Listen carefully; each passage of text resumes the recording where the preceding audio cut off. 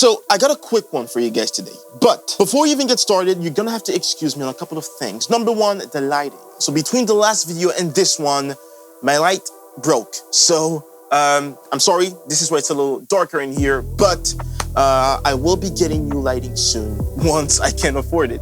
Number two is the microphone. I have received a couple of comments of you guys saying that the microphone isn't the greatest, and I do know that it's not, you know, the best microphone that I'm using. But again, once I can afford it, I will be getting better equipment and better sound, better lighting, and all that stuff. And by the way, if you guys want to see this happen sooner than later, then make sure to support me by liking the video, subscribing to my channel, even checking out my Lightroom preset. Yes, I do have a Lightroom Moody preset, which you can get right now using the first link in the description below. It is a great preset. I've worked hard on it, and I know you're gonna love it. So now that we got that out of the way, let's get to what you guys are really here for. So today I want to show you how to create diffused highlights in Lightroom. Now, this is also called the glow effect. Essentially what this is isolating the brightest parts of an image and then adding some sort of, blur or dehaze effect to it to make it look like it's, the highlights are diffused. Now, this effect is to simulate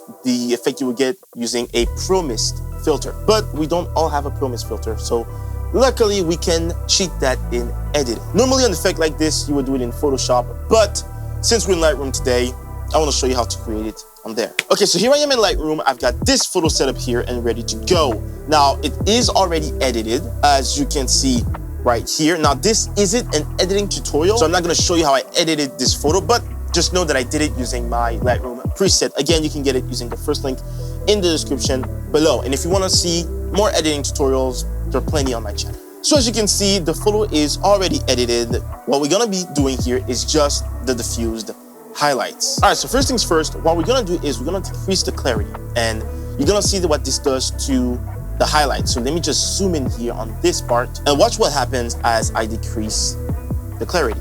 As you can see, it's adding this, dehaze filter on the brightest parts of the image, kind of like there was, water on the lens or something like that. So if we do a before and after, and this is great because it's also doing the same effect to the reflection on the ground. We're gonna take this effect even further by decreasing the dehaze, but just a bit.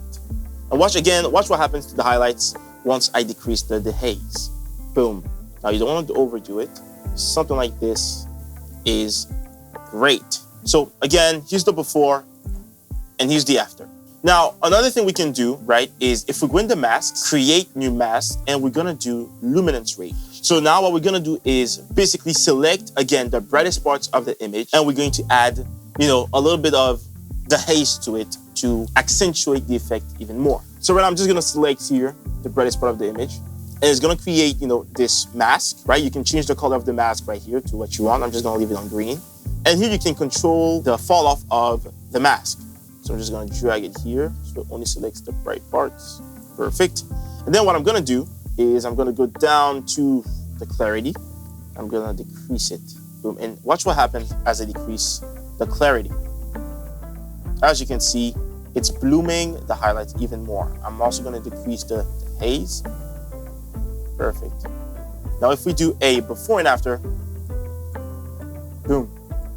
You can really see what this is doing and really look at this part of the image. Perfect. So if you look at the before and after, you can really see what we have done to the highlights, right? We essentially just decreased the clarity, decreased the haze, and then using the masks, we created the luminance range to select the brightest parts of the image. And then we added another instance of clarity and the haze to it to essentially accentuate the effect even more. Okay, so as a little bonus, I want to show you this effect on another photo. As you can see in this one, there is a lot of sky. So this is going to be really simple if there's a lot of sky in your photo, right? All I'm going to do is I'm going to decrease the clarity like this, and then I'm going to decrease the haze.